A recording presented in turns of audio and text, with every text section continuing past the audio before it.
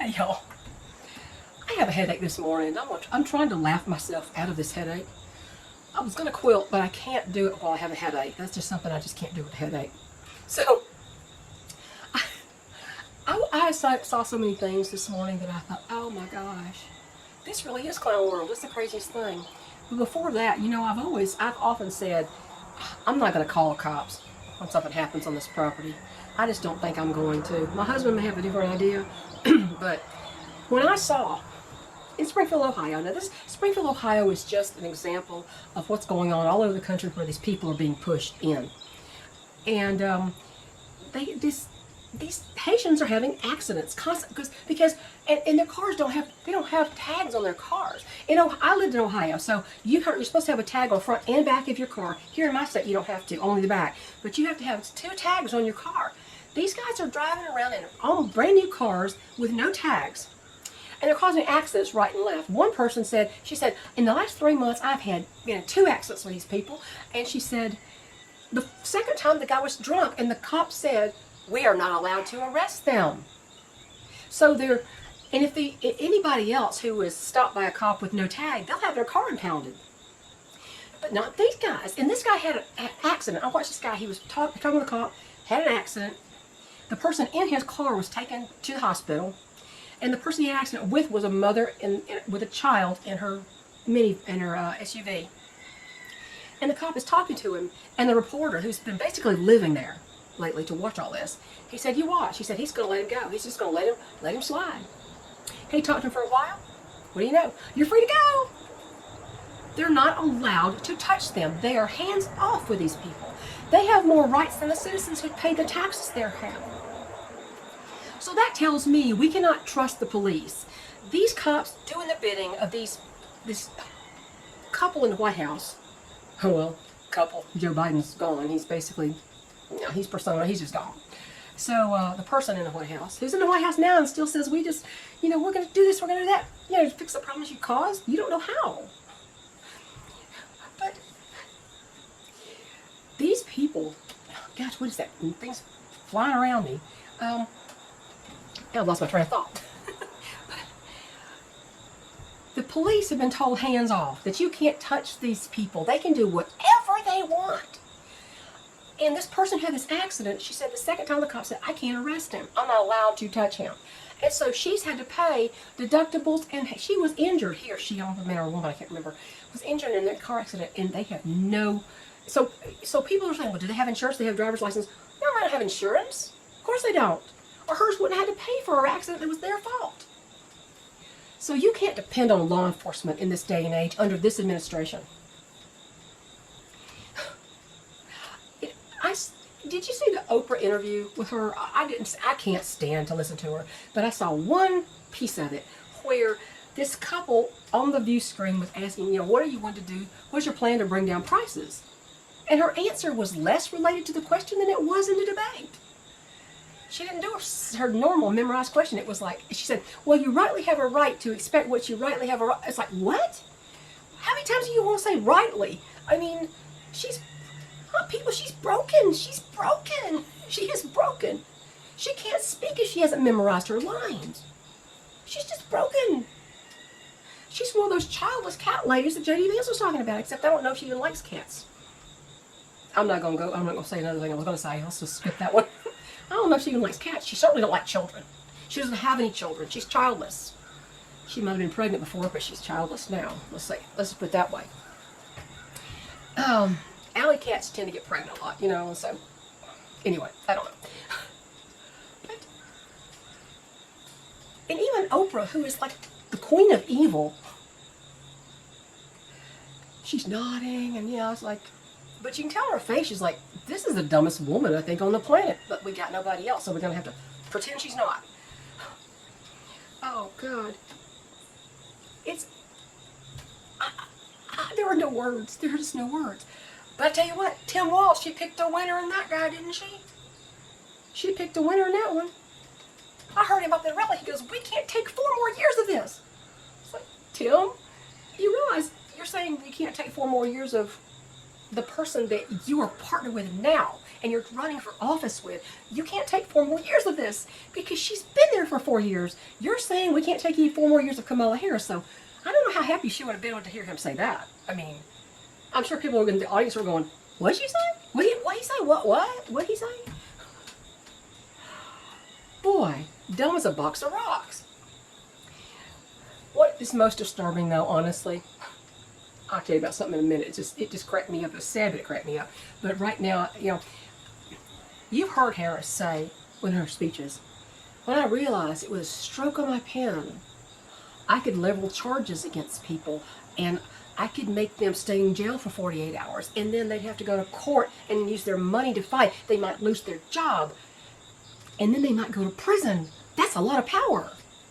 Think about when she said that and think about her stroke of the pen comment. Executive orders? She knows what her stroke of the pen can do. It can send innocent people to jail. It can ruin innocent people's lives. I listened to a black lady who talked about her run-ins with Harris's prosecutor. She was a bad prosecutor. She was an evil prosecutor. The only thing that mattered to her was how many living bodies she could stuff in the prison system. That's all. It didn't matter if they're innocent, guilty, what. All she cared about was her numbers and winning. She had to win, even if she was not right. And judges have thrown her out of their courtrooms for pushing stuff that was just dead in the water. But this woman, her name was Cherie Peoples, and you can read about her. When Harris wanted to crack down on truancy in the schools, she issued this thing that said any more than 10% truancy, and the parents are going to get arrested. They're going to perp walk the parents unless there's a very good excuse. Well, Cherie Peoples' daughter had sickle cell anemia, and she's very ill, and she missed a lot of school. But they always had doctor's notes and verification that she was really ill. One day, the cops showed up her door, banging on her door, and they took her into custody. They were arresting her, and they told her why. And she says, "But my daughter is sick." And they said, "You have to take it up with Kamala Harris." She had to fight for her rights for 2 years against this bogus charge. And she ended up homeless.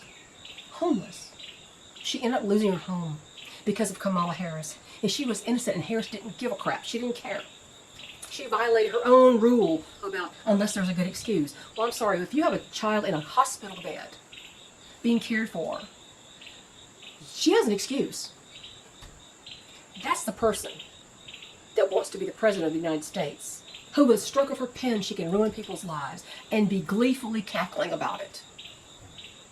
If you voted for Kamala Harris the first time, you need psychological therapy. If you're going to vote for her again, you need electroshock therapy. Insane. And I don't know, I've been watching some of these court shows on YouTube, court programs, and one of them is called Judge Porter. I love this judge. He's a black judge. I like him. The crap he's had to put up with. Today, the thing I saw, I thought, boy, this is a Kamala Harris voter. This poor woman, I feel kind of sorry for her. An older black woman, blind, with glasses and a cane. She was the plaintiff. And she was suing a guy for $117,000 that he had in loans that he'd taken from her. And she comes in, and the judge says, "I don't know if this is an appropriate question, but ma'am, are you actually blind, or are you just, can you see a little bit, or are you just completely blind?" And she said, "No, I'm completely blind." And she said, "I got involved with this guy's, got hair or something on my, what the heck is that?" She said, "I got involved with Gentle Ben." She called him, his name's Ben something, his first name's Ben. And now the other guy's in the courtroom, and I'll tell you in just a minute. I got involved with him, we met at this party, and we just talked. And she said, he had such wonderful ideas. And so, she's telling me how wonderful he is. She said, "Judge, don't judge him, he's a good man." And she said, "But I need my money back." And she's talking about, she has a total of $117,000 that she's given him. And she's going, "He just had such good ideas for the community, and she said he grew up as this, he says he's this tall, handsome black man." She says, "I can't see, but I know he's tall, handsome black man." And Joe says, what did you say?" She goes, "Well, he's a tall, handsome black." He goes, "Well," she goes, "Oh, ma'am, he's lied to you." And she goes, He's short?" He goes, well, I mean, he's not real tall, ma'am. And, of course, handsome is in the eye of the beholder. He goes, ma'am, he's not black. He was putting on a good accent, but he was as lily white with light blondish hair, thin wispy hair pulled back in a semi-ponytail. And he was not a lot younger than her.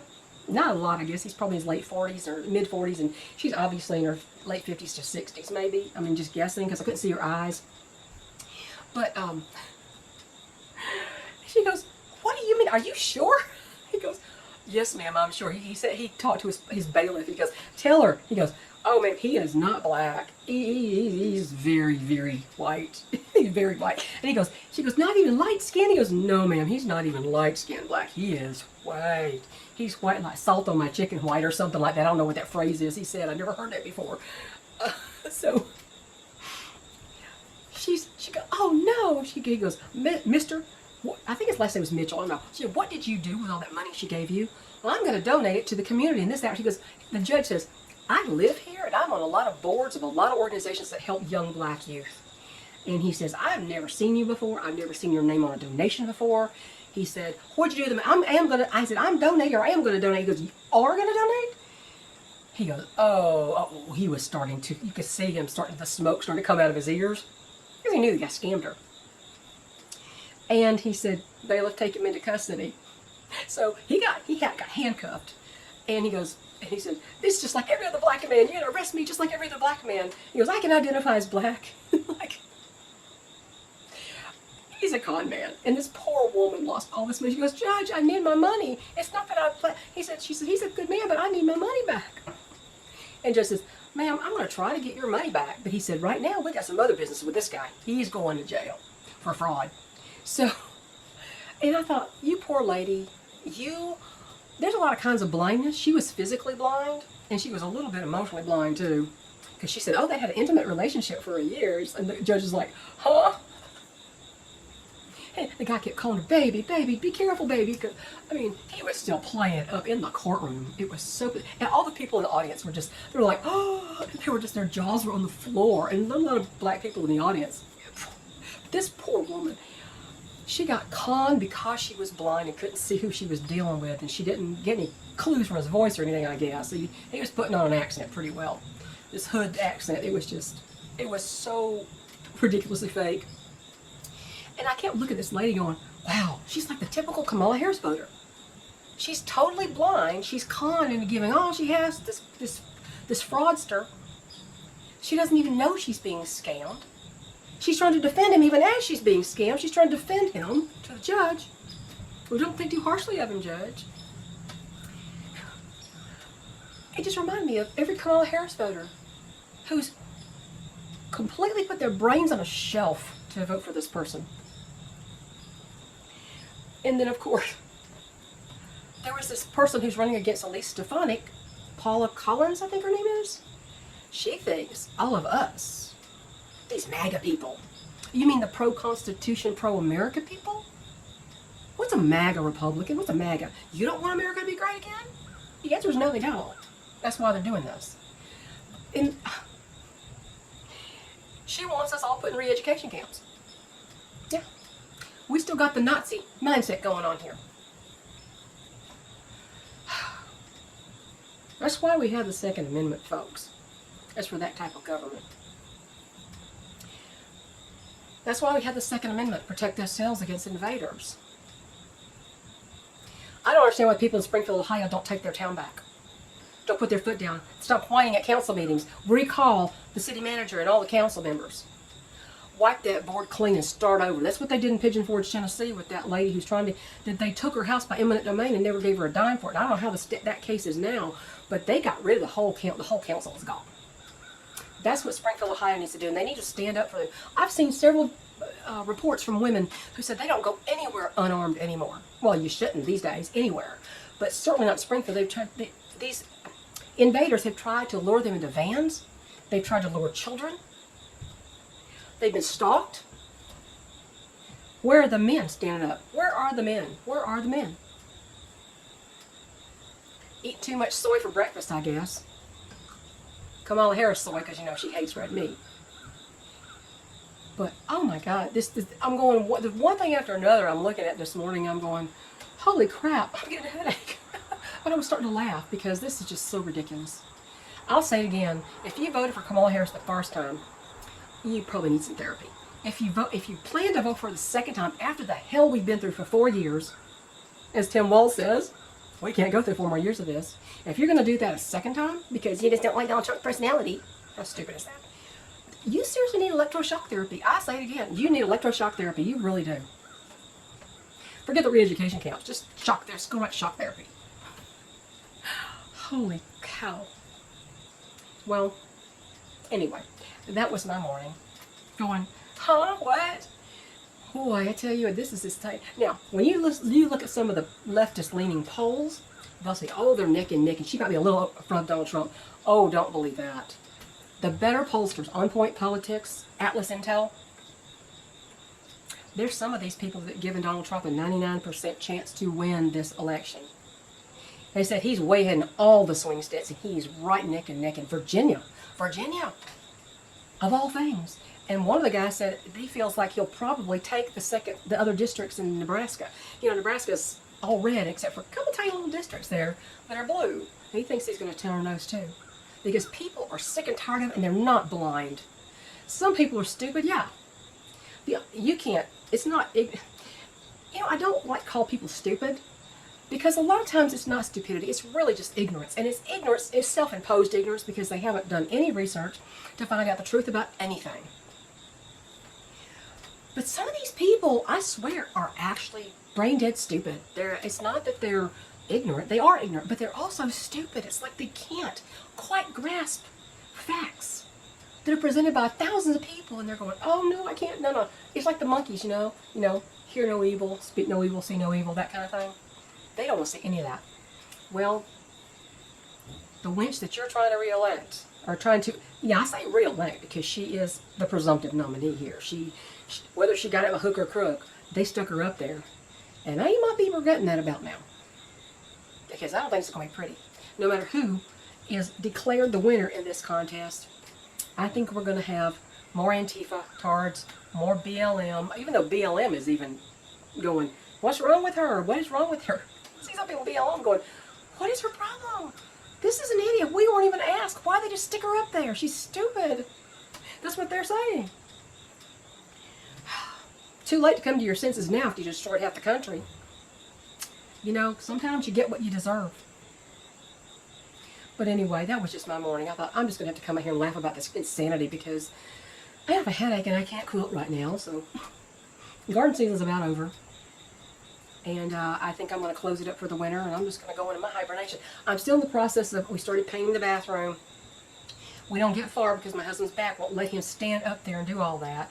But we're going to finish painting the bathroom. It's not going to be this bright sunshine yellow, which I couldn't stand. That contractor didn't quite get the right color paint. And I was just too tired to say, go back and fix it. You know, do something else at that time. So it's getting painted. We're going to have 7 trees removed. 2 in the middle of my driveway. One is, he said, it's semi-hollow. The guy came out here to assess these trees. This is semi-hollow. And it's leaning toward my house, so if it happened to fall, it'll take out my porch and maybe my bedroom with me in it. So he's coming to do 7 trees, and these are tall trees. These are really tall trees. These are really tall trees. He has a bucket truck. He's not just some guy with a chain and a pickup truck pulling it over. This is a guy who's got the right equipment. And I'm going to have him bush hog the bottom of the pasture lot that's still wooded and filled with briars and all kinds of stuff. The little logging road turned into a deer trail, and that you can barely see. But I'm going to have that bush hogged so I can go down there and walk and see what's going on my property. I thought about getting a drone to go and do my property security, not to go to anything outside my perimeter, but inside my own lot lines. And I was like, don't forget to register with the FAA. No, I'm not registered with a 3-letter agency to run a toy as mounts to a toy on my property. Give me a break. Forget it. I'm not using it to spy anybody. I'm using it to see what's going on in my bottom lot. Because it's so wooded now, I can't really see down there. But I'm going to clear that out. So, that's going to cost a lot less than it would cost in the suburbs. My son had trees taken down, and he lives in the metro Atlanta, a county outside of it's upper metro Atlanta. And yeah, it cost him $1,000 a tree to have them taken down. Here, it's 10 times less than that. Almost 10 times less for these trees. Now, these are big trees. These are not anything we could take down, and God's sake, I'm never going to do that again with a tree. Not these trees. These trees need a professional. And after he's done with all that, and I spend all that money, the bush hogging is going to cost too. After I spend all that money, I'm going to have him eventually come back and do 2 trees right in front of my house and right on the back of my house. One on the front side, one on the back side. They're huge oaks.